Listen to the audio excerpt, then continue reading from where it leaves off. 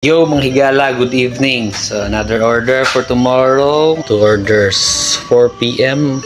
5 p.m. ang pick up time. Ganyan siya. So 2 orders. Ito na. I want to try this one. So, malay natin, baka maganda yung resulta. Add natin sa menu. Kahit di pa tayo nag-start balik sa lechon manok, dagdag na naman tayo. Yung uso ngayon, lechon baka. So same pa rin yung babad natin at least 12 hours. So babad to later dito. Yan. Tsaka ito. So ito food namin to na. So kuha lang tayo dito yung panimpla natin, yung soup.